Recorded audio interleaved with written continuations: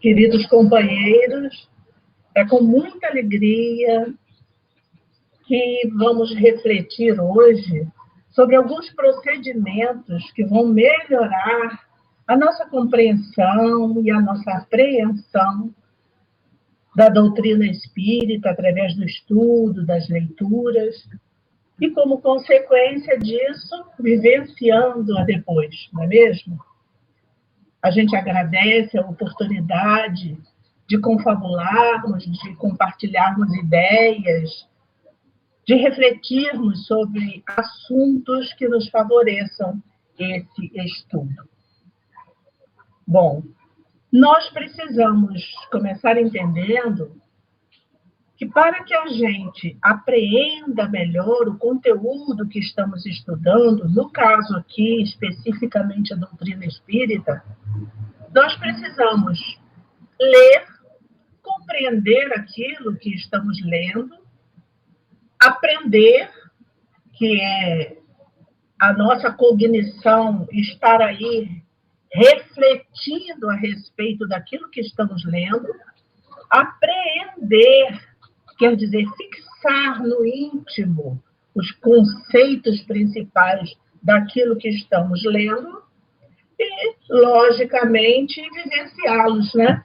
Porque a fé sem obras é morta e não podemos pular essa etapa que é de máxima importância a vivência da doutrina espírita.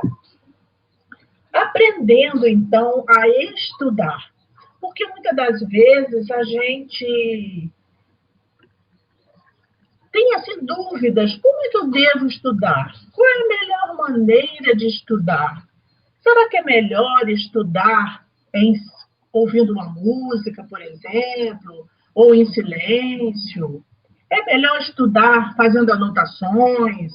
É melhor estudar acompanhado, em grupo? O que é melhor? Então, nós vamos refletir sobre algumas dessas situações. Logicamente, a gente vai colocando aí a nossa experiência de estudo, porque a gente tem uma estradinha em relação à leitura. E começamos como todo mundo, de forma simples, sem entender direito, buscando, estudando técnicas de leitura. E a nossa experiência está sendo colocada muito nesse trabalho de hoje. O conhecimento, ele é acessível a todos. Não tem aquela pessoa que diga assim: isso não é para mim, não. Estudar não é para mim, não adianta, eu não vou conseguir, eu tenho dificuldade. Enfim, até mesmo aquelas pessoas que têm uma vida atribulada, nos dias de hoje, principalmente, que todos temos essa vida atribulada, né? Seja jovem, com o trabalho de universidade, enfim, com questões de estudo de escola, mais jovenzinho que seja, ou então um trabalho remunerado, onde a gente fica o dia inteiro ocupado, mesmo esses têm condições de estudar. Digo isso porque eu estou velha agora, mas eu já fui nova, pasmem vocês. Eu já tive idade mais nova e eu sempre estudei na minha vida. Sempre li, sempre mergulhei nos livros. E aí a gente passa um pouco dessa superação de limites e vencendo barreiras que a gente precisa vencer se nós estivermos realmente com vontade de estudar. Desenvolver o hábito da leitura, para muitos, é crucial. É como se a gente quisesse fazer uma dieta e no início fosse muito difícil, porque a gente está acostumado com hábitos inadequados para a saúde. Então, para a gente cortar isso, tirar aquilo, substituir, no início é muito difícil. Esse desenvolver o hábito da leitura é um momento crucial para quem não adquiriu na infância. Né? Como essa garotinha que já está lá feliz da vida, no meio dos livros, com o livro à sua frente, suponhamos que ela esteja realmente estudando aquele livro, lendo, né? Então, quando a gente não teve esse hábito na infância, aí vai ficando realmente mais difícil adquirir o hábito.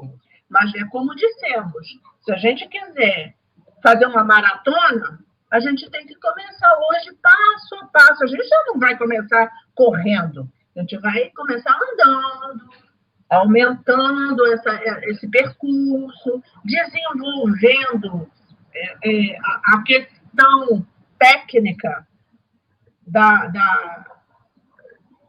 andada, né? do caminhar, antes de correr. Né? Então, é tudo assim, passo a passo, para a gente não se frustrar.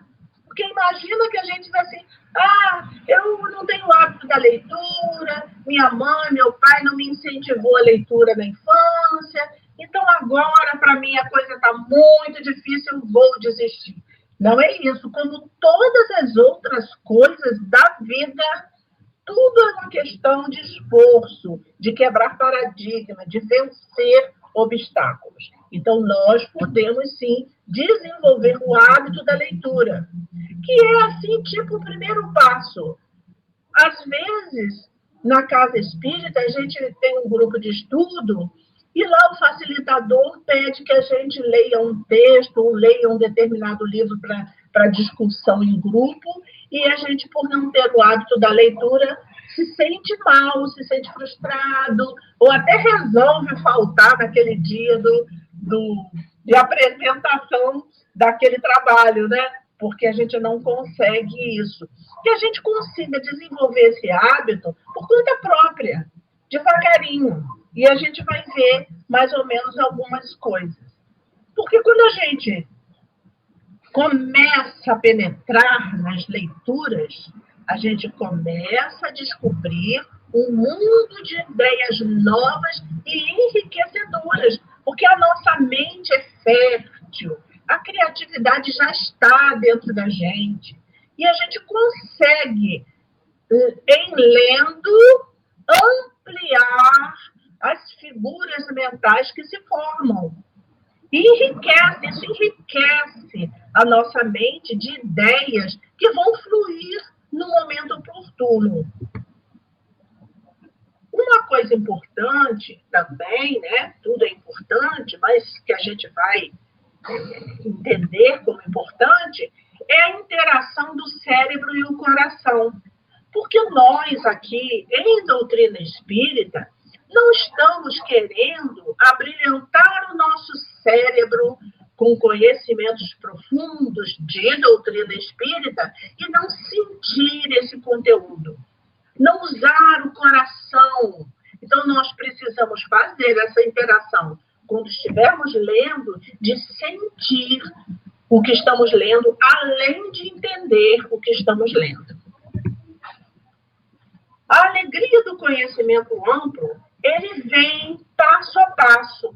É bastante interessante quando a gente ouve um palestrante e a gente tem a oportunidade, agora, nesse momento delicado que estamos vivendo, de ouvir vários palestrantes no YouTube, através mesmo dos processos online, várias palestras. E muito bom quando a gente reconhece o conteúdo daquelas palestras. A gente entende o que eles estão falando, talvez não com tanta profundidade, mas a gente já fica com aquela alegria e eu estou entendendo. Ai, que legal, eu já li sobre isso. Isso daí, é interessante. Isso que ele está falando eu já li, mas eu vou voltar lá, porque eu não entendi direito. Então, traz dentro de nós uma motivação, porque a gente começa a falar a mesma língua, a entender o que o palestrante está expondo. Essa é a alegria, é o início da recompensa do nosso esforço de ler.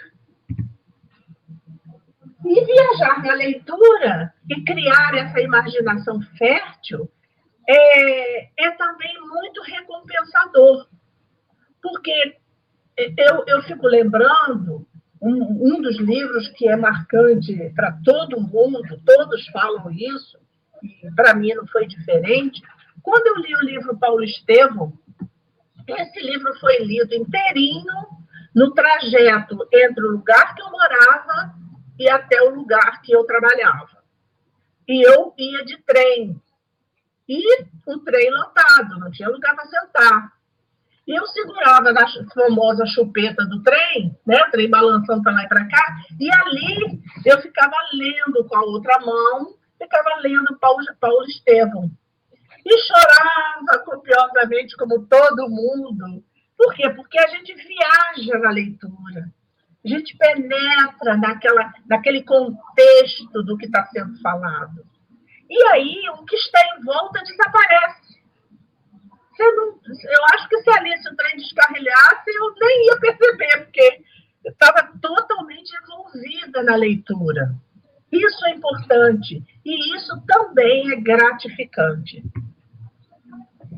Ler bem para um bom entendimento. E assim, a gente sabe que quando a gente lê sem pontuação, né, não bota o ponto final, não faz a vírgula, vírgula não foi feita só para respirar, né, para dar tempo de puxar o ar, não, vírgula não foi feito para isso. Aí tem a reticência, tem a exclamação, enfim, os pontos normais da gramática precisam ser respeitados para um bom entendimento do texto. E isso a gente faz com treinamento. É lendo, é lendo, é lendo, que a gente vai desenvolvendo isso. Mas isso é importante, o ler bem para um bom entendimento.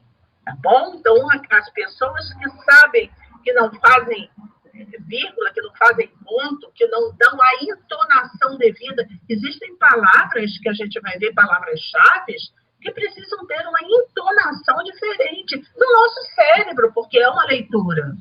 Então, o cérebro dá uma entonação diferente em determinadas palavras. E isso significa que estamos entendendo aquilo que estamos lendo. Por isso, fazemos essa entonação diferente. Porque se nós não fizermos isso, nós seremos considerados analfabetos funcionais, que está tanto em moda, né? E a gente viu na internet que existem 13 milhões de analfabetos funcionais no solo brasileiro. É uma estatística bastante triste, mas que tem solução. O analfabetismo funcional é dito daquela pessoa que não consegue interpretar textos simples. Não são textos complexos. Textos simples. Lê e não entende. Lê e não entende. É como aquele que é alfabetizado de forma funcional, que entende o que está lendo, mas que está naquele dia de perturbação, muitas preocupações no cérebro, muita coisa para resolver. Não é o dia propício para leitura, mas a pessoa vai ler. Aí ela lê um texto e não entende nada e volta lá para o início. E lê a segunda vez, porque aquele dia não é um dia propício, ela está com o cérebro esgotado com outras situações. O analfabeto funcional é assim direto, o tempo todo. Não é somente num dia ou no outro. É normalmente assim. Não é um defeito de fabricação, é uma falta de hábito de leitura. O analfabeto comum é aquele que não sabe formar palavras juntando sílabas. Não é o caso da maioria. A maioria sabe escrever, sabe ler, juntar sílabas formando palavras, mas não entende o texto. E o fato de não entender o texto lhe dá o título de analfabeto funcional. Bom, e aí como é que a gente pode evitar isso, né? Ou trabalhar isso para que isso não seja um problema, se nós detectarmos que somos assim? Aumentar a frequência da leitura. Como para todo problema tem uma solução, está aí a solução. Aumentar a frequência de leitura. Se eu leio 15 minutos por dia, eu vou aumentando, gradualmente vou aumentando, a partir do momento que eu estou conseguindo entender a frase que eu li. Pode ser uma frase por dia. Eu lá seleciono aquela frase, coloco, a gente diz que é logo na geladeira, não sei por que na geladeira, mas tudo fica pendurado na geladeira, né? bota lá na geladeira, passa para lá, passa para cá e lê a frase. Passa para lá, passa para cá e lê a frase. Isso vai dando um exercício de leitura. Observar com mais atenção o sentido das frases. À medida que a gente vai lendo aquela frase, a gente vai penetrando no o que quis dizer com isso. Porque tem aquilo que está nas linhas e tem aquilo que está nas entrelinhas. E esse nosso esforço vai dilatando em nós essa possibilidade que é espiritual. Em espírito, nós não somos incapazes. Participar de grupos de leitura também é muito bom, porque as outras pessoas, a forma como as outras pessoas interpretam os textos, vai nos ajudar. A gente pensa assim, nossa, como é que fulano tirou isso desse texto e eu não enxerguei? Aí a gente lê de novo, não é que ela tem razão? Não é que fulano tem razão? Realmente, tem isso aqui dentro do texto, mas eu não enxerguei. E isso é bom, que vai nos dando se a gente exercitando a humildade, né? De ver que a gente não conseguiu enxergar que o outro enxergou, mas sabendo que nós somos capazes de ir além daquilo que o outro viu.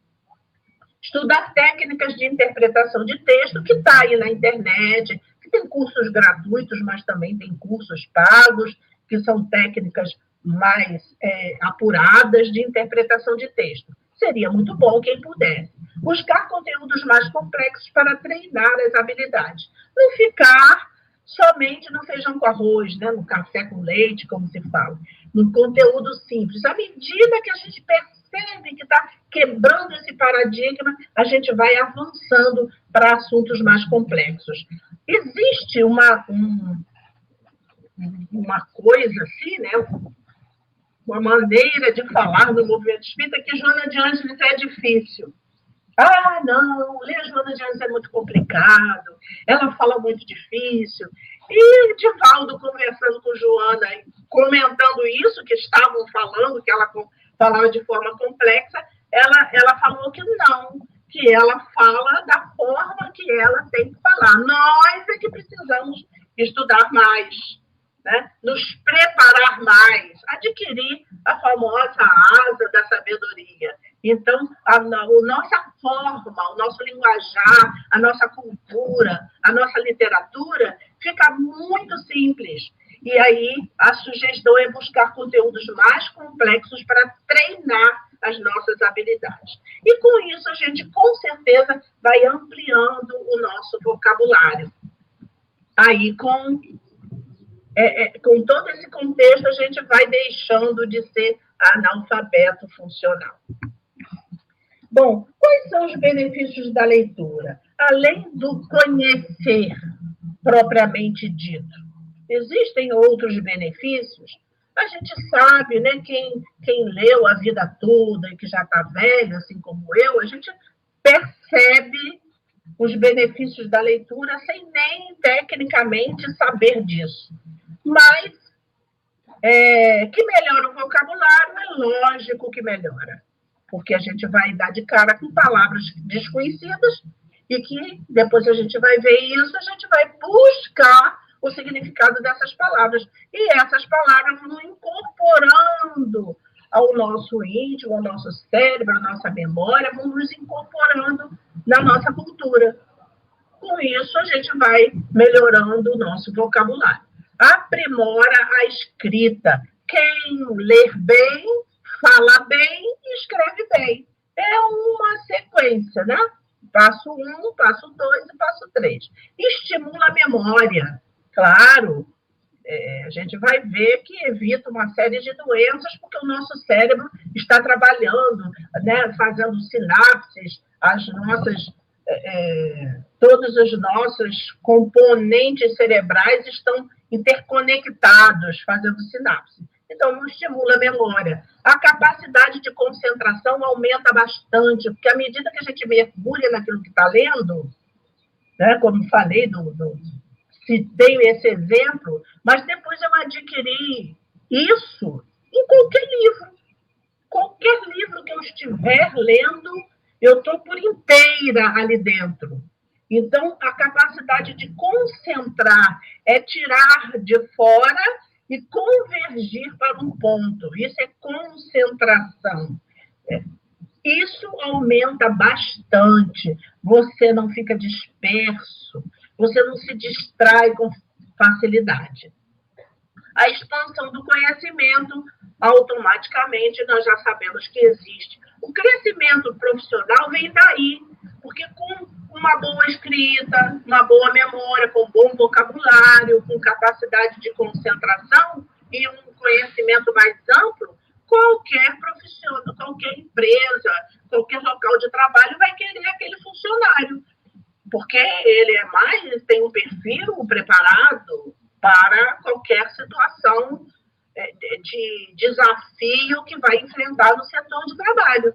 Então, existe um crescimento profissional bastante interessante. A inteligência emocional também se equilibra, porque existem aquelas pessoas que por qualquer coisinha se desequilibra. E com a leitura, nós vamos entrar em dramas, em ficções, em assuntos científicos, em assuntos românticos. E com isso, a nossa inteligência emocional vai se equilibrando.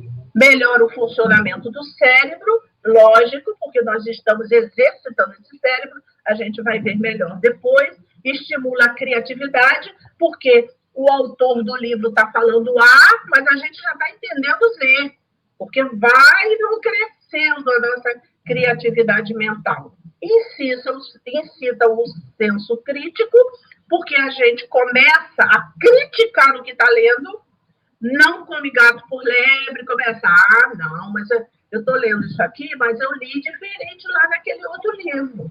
Será que está entrando em contradição? Deixa eu ver. Aí a gente é instigado a ver aquele assunto em outro autor.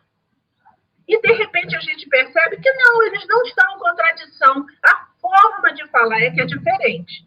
Então, com isso, incita o nosso senso crítico. Alivia a tensão muscular. Porque, à medida que a leitura se torna um ato prazeroso, e isso é com o exercício, é com a prática, a gente relaxa quando está lendo, quando está estudando, quando está penetrando naqueles textos. E reduz a frequência cardíaca justamente porque alivia a tensão muscular. Esses são alguns dos benefícios. Nós precisamos, quando a gente quer estudar, estabelecer objetivos e metas. Quando eu comecei lá minha infância, que graças a Deus eu comecei a ler muito cedo, eu não tinha isso, objetivos e metas, claro, na época não tinha como. Mas a gente começa a perceber que a gente está atirando para tudo quanto é lado e começa um monte de livro, não termina nenhum, fica aquela coisa bagunçada. Então, a vida, a própria prática da leitura vai nos arrumando, mesmo porque nós somos muito ajudados pelos nossos mentores espirituais. Mas hoje a gente sabe, e a gente está passando isso, que é preciso estabelecer objetivos e metas. Qual é o nosso principal objetivo? Não, eu quero ler todas as obras de Joana. Então, eu vou começar por Joana. Não, eu quero ler a série toda de André Luiz. O meu objetivo é ler todas as séries. Não, eu quero livros só romanceados. Não, eu quero científico. Então, a gente estabelece alguns objetivos ou um objetivo e depois as metas. Que metas? O quanto que eu vou ler por dia? Eu tenho a meta de ler um livro por mês, porque o meu objetivo é uma série, é um completo.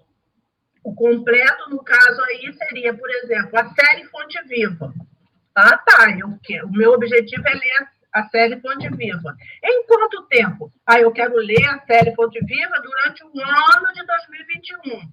Aí eu vou traçar as metas. Para que eu consiga isso, eu tenho uma ideia de quantos livros são, quantos capítulos são, vou dividir, vou ver que eu preciso me dedicar meia hora por dia àquela leitura. Isso é estabelecer objetivos e metas. Isso é importante para a gente não se perder, porque depois a gente vai avaliar. Eu deixei de ler, eu não pude ler dia tal, eu não pude ler dia tal. E nessa semana eu li somente 2 vezes na semana. O meu objetivo era ler meia hora por dia, era a minha meta para atingir, não estou conseguindo.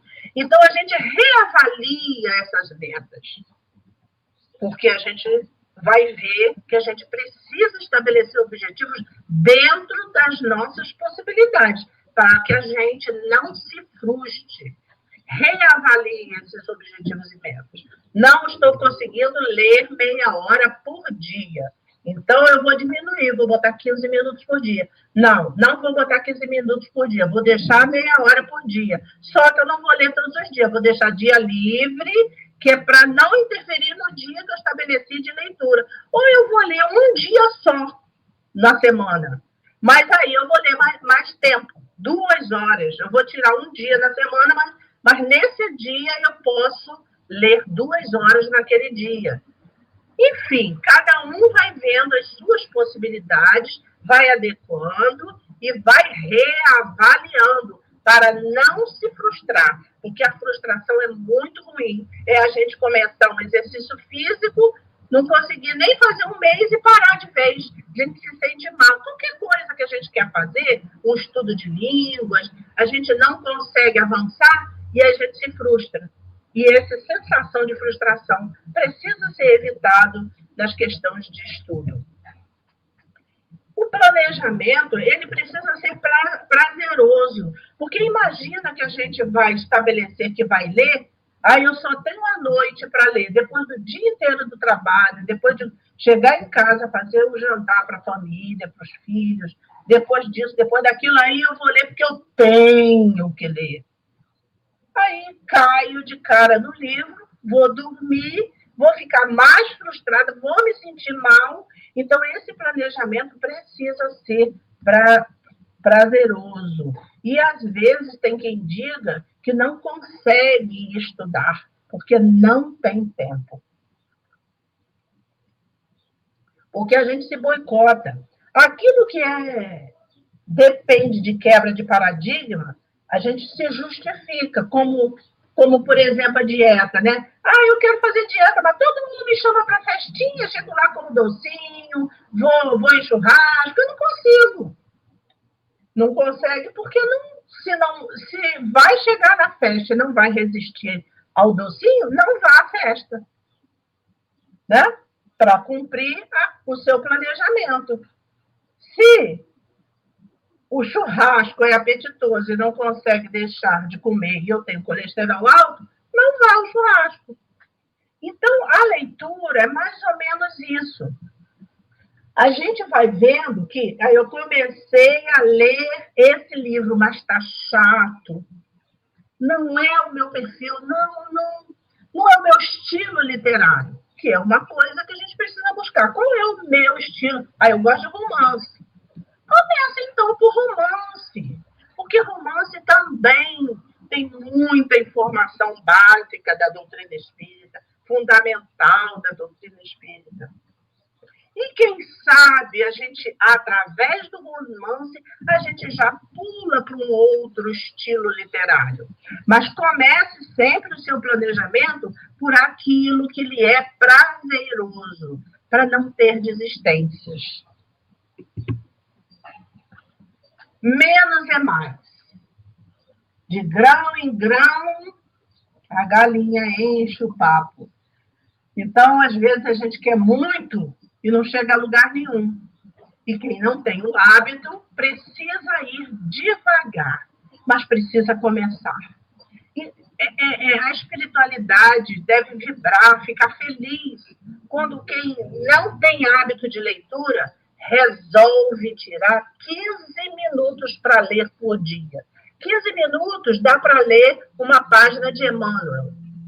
Ler, meditar sobre o que leu, compreender, meditar sobre a própria compreensão, porque você tem várias formas de meditar. Você medita sobre aquilo que você leu, que é uma reflexão que você faz da página, depois você medita sobre a sua própria reflexão.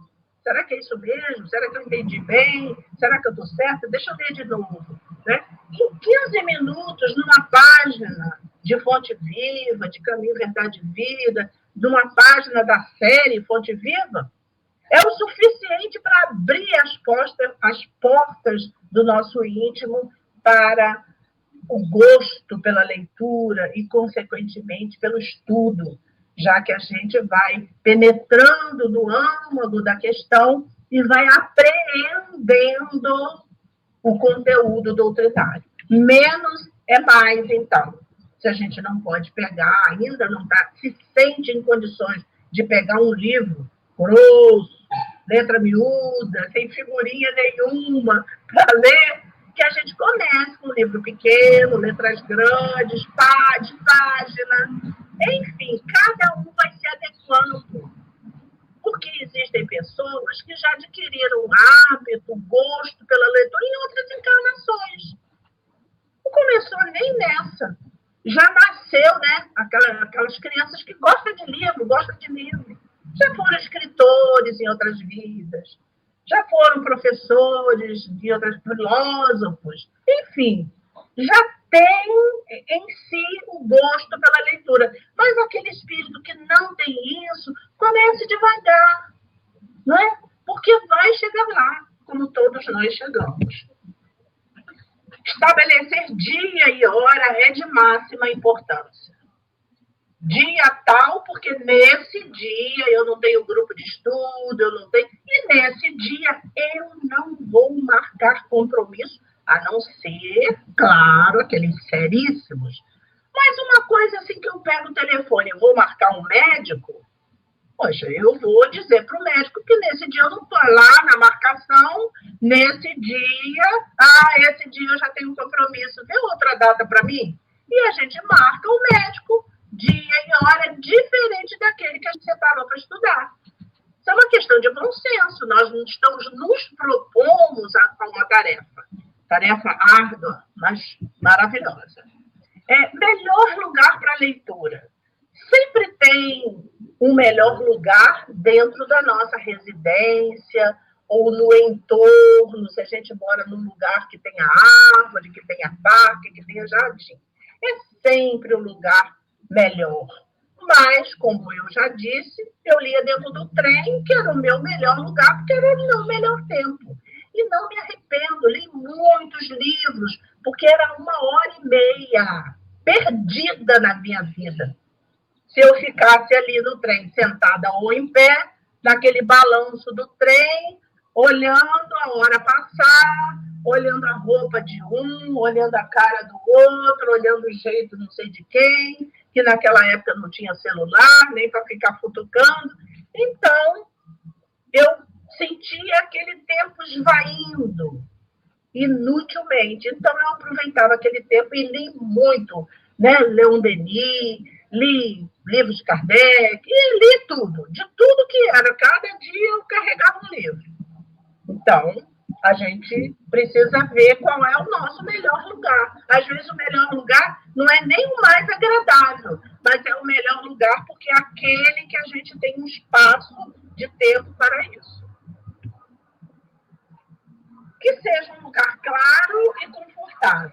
Isso é o ideal, né? Lugar claro. Leon Denis terminou a sua existência cego porque escrevia e lia e fazia suas anotações em um lugar escuro e também desconfortável, que à época era aquela chama de pavio da lamparina que dava problemas de saúde seríssimos, então ele respirava aquilo ali, porque era o que ele tinha, né? Era aquela luz de lamparina e que não clareava o suficiente, mas nós podemos hoje escolher melhor. Com isso, a gente vai escolher, se possível, um lugar claro, confortável e inspirador, que a gente tenha um verde para olhar pela janela, porque a gente vai falar que de vez em quando a gente levanta o olhar da leitura para refletir sobre a leitura, e nessa que a gente está refletindo, a gente tem uma paisagem para nos ajudar na inspiração. Preparem-se espiritualmente para ler. É bom que se faça isso. Não tem que ter aquele ritual e postura física da prece, mas é o pensamento em prece. Porque se você está dentro de uma condução e está lendo dentro de uma condução, você vai tirar o livro da mochila, da bolsa, e vai mentalmente dizer assim: Senhor, abençoa a minha leitura para que eu possa entender e refletir. Acabou, isso é uma prece. Isso é se preparar. Não é aquele ritual sagrado, não é nada disso. Por quê? Porque os desencarnados leem conosco. Ivone Pereira fala disso de uma forma tão brilhante que ela, por ser médium vidente, ela, ao estar lendo, ela percebia até por cima dos seus ombros espíritos debruçados lendo com ela. Outros absorviam as suas ondas mentais, que eram as ondas mentais da leitura. Eles liam através do pensamento dela. Aqueles que não conseguiam ler pelo pensamento, liam literalmente, direto no livro. Uns eram para aprender como ela, outros era para inspirá-la nas leituras. Então, não vamos ser ingênuos. Nós estamos seguidos por uma nuvem de testemunhas, acompanhados na leitura. A disciplina é importante. Disciplina porque aí a gente estabeleceu dia e hora, e é um compromisso como é uma reunião mediúnica da Casa Espírita, como é uma palestra, que a gente precisa estar ali naquele dia, naquela hora. A disciplina precisa acontecer. Hoje eu não vou ler não, porque hoje está muito quente. Hoje eu não vou ler não, porque hoje está muito frio. Hoje eu não vou ler não, porque, sei lá, acordei assim. Não estou com vontade. Então, a disciplina, segundo Emmanuel, nos coloca isso, como colocou para Chico Xavier, né? As 3 palavras principais, que são uma só: disciplina. O foco ele vai se desenvolver. Quando a gente não tem isso já desenvolvido, quem não fez meditação, quem não fez yoga, né? Quem não tem essa prática, os orientais têm muito isso, né? As crianças já nascem com essa prática da meditação, da concentração, mas os ocidentais não têm muito isso. Isso vai se desenvolvendo aos poucos, à medida que a gente vai tomando gosto, a frequência da leitura, a disciplina da leitura, a gente vai começando a focar. Tudo em volta desaparece. Só fica aquele conteúdo que está libertando a nossa imaginação, enriquecendo a nossa imaginação, melhorando a nossa memória, a nossa criatividade, tudo aquilo que a gente viu antes. Então, esse foco, ele é importante, mas ele vem como própria consequência. Quem puder fazer exercícios de foco, que faça. Existe uma série de exercícios para que a gente aprenda a ter foco, né? Para a gente não ser aquela mente de roteador, né, que capta todas as ondas. A ciência comprova que ler faz bem ao cérebro. Isso está comprovado. Quer dizer, além dos benefícios espirituais, que não resta dúvida, tem aquele benefício do cérebro.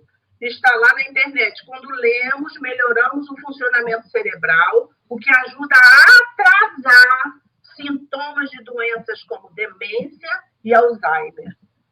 Ela destaca que inúmeras pesquisas comprovam o aumento das conexões neurais durante a leitura. Então, isso já está comprovado, isso é científico, quer dizer, ainda tem isso de bom a leitura para nós. É uma verdadeira musculação cerebral. As anotações, eu também sempre fiz. Anotações no próprio livro. Eu faço no próprio livro, mas cada um vai fazer como lhe aprouver. Anotar palavras novas para enriquecer o nosso vocabulário, destaque de texto que achou interessante, que parou para refletir, que tirou alguma conclusão, relações com outros livros também. Bom, é bom que se anote, porque às vezes você já leu aquilo em outro livro e faz correlação. Aí anota lá, e isso aqui, esse assunto, eu acho também no livro tal, no capítulo tal. Aí faz a correlação. Tem certos assuntos que a gente tem 2, 3, 4 correlações daquele assunto em outros livros. Isso é bom. Eu faço bastante isso e vejo como é bom quando eu pego aquele livro que está tudo anotadinho, já está mastigadinho para mim mesmo, né? Por isso que com um livro que está marcadinho, quando a gente perde ou empresta e não nos devolve, é a pior coisa, não é pelo livro, é pelas anotações. Eu já perdi vários livros anotados, depois a gente fica mais macaco velho, né? Aí a gente prefere comprar o livro e doar para a pessoa do que emprestar o nosso. Outros auxílios a gente conhece. O dicionário, hoje nós temos o Google. Quando eu comecei a estudar, não tinha Google, né? Era tudo só no dicionário mesmo, um monte de livro, né? Aquela mesona, que as mesas antigas eram maiores. Livro espalhado para tudo quanto é lado, marcadinho com um pedaço de papel, não tinha marcador bonitinho, não. Era papel mesmo que dobrava e marcava. Ali a gente se entendia. Era aquela montoeira de livro que ficava num cantinho lá, ninguém podia mexer, porque a gente estava todo maceteado ali. Então, é importante a gente usar tudo que a gente tiver como auxílio ao nosso próprio entendimento do texto. Solucione suas dúvidas, não leve para frente, não entendeu, pare, pesquise, não deu para entender na pesquisa, a gente não conseguiu chegar no consenso, procura alguém que conhece aquele assunto, troque ideias, compartilhe ideias com essas pessoas, mas não leva, porque senão não adianta a gente querer estudar, não entender, fecha o livro e guardar. Solucione suas dúvidas. Eu fiz muito isso. Busque as palavras-chave. Todo texto tem aquela palavra-chave do texto. É a palavra que dá o sentido exato do texto. É o que o texto quer dizer. Aquela palavra, que pode ser um grupo de palavras, nem sempre é uma só, que é o central do texto. Pausas para compreender o texto, né? É importante. A gente leu aquele texto que achou maravilhoso, não passa adiante, não tem que correr, não, tem que acabar, tem que acabar. Não, não é assim. Dá aquela pausa. Faz igual Haroldo Dutra, né? Haroldo Dutra, na palestra dele, ele fala uma frase de efeito, aí ele dá aquela pausa, olha para o teto, faz até cara de débil mental, né? Olha para o teto, porque ele dá aquela pausa para que o público reflita sobre aquela frase de impacto que ele falou. Se ele fala, aquilo fica perdido, né? Então, nós fazemos a mesma coisa com o nosso cérebro. Paramos, até às vezes dá aquela fechadinha no livro e para pensar, se puder olhar uma paisagem, mas o cérebro está trabalhando, tá? Isso é importante, parar para pensar no texto. Reler o texto, ou o parágrafo, ou o capítulo, reler, para perceber a ideia principal. O que o autor quis passar como mensagem nesse capítulo? Cada capítulo tem uma ideia principal. E o livro todo tem outra ideia principal. Quando a gente consegue apreender isso, a gente fica mais enriquecido. Os benefícios do estudo em grupo, que não é o caso, nós estamos falando de leitura individual, mas a gente sabe que estudar em grupo é muito mais enriquecedor ainda, porque a gente não fica só com as nossas ideias, com as nossas reflexões, mas fica também com o somatório das reflexões dos coleguinhas, dos amiguinhos, tá? Do grupo.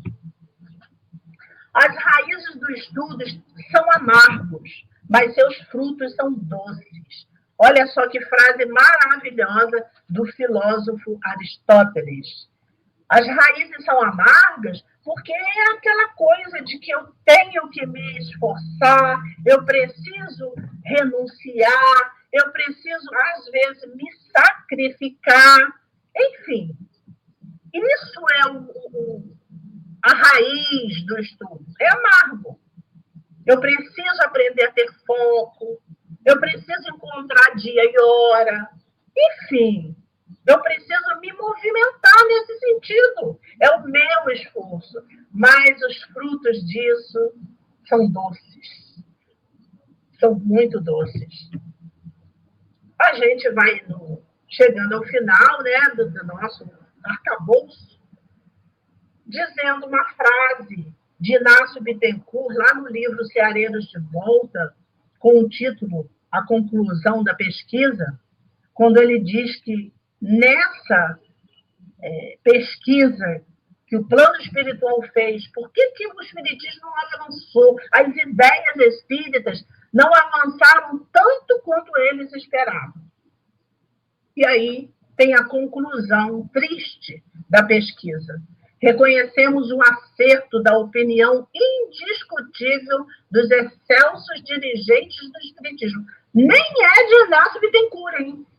É a opinião dos excelsos dirigentes do espiritismo das esferas superiores, que após minuciosa pesquisa, não foi qualquer pesquisazinha, foi uma minuciosa pesquisa que esses excelsos dirigentes do espiritismo nas esferas superiores fizeram.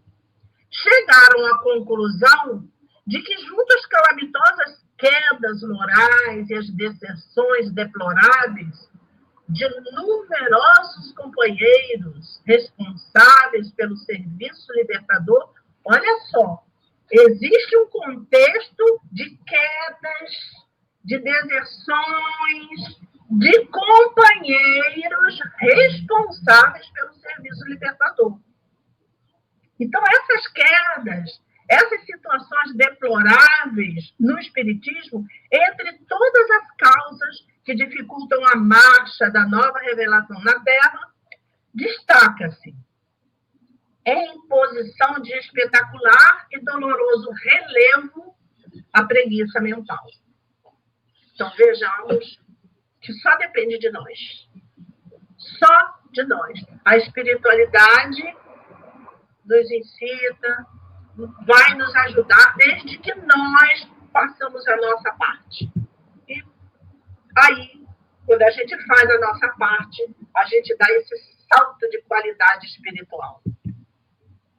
Não esmoreçam, nenhum de vocês, perseverem todos, tá? E essa ligação que a gente vê na imagem, essa ligação pode ser positiva ou negativa, né? Influem os espíritos em nossos comportamentos e atos? Sim, muito mais do que a gente imagina. E de ordinário são eles que nos dirigem.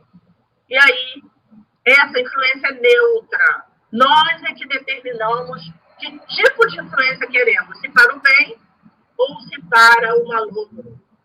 Que seja essa influência para o bem. Quando a gente estiver desanimando, esmorecendo, deprimindo, que essa ligação mental com o nosso mentor espiritual nos levante, nos coloque para cima.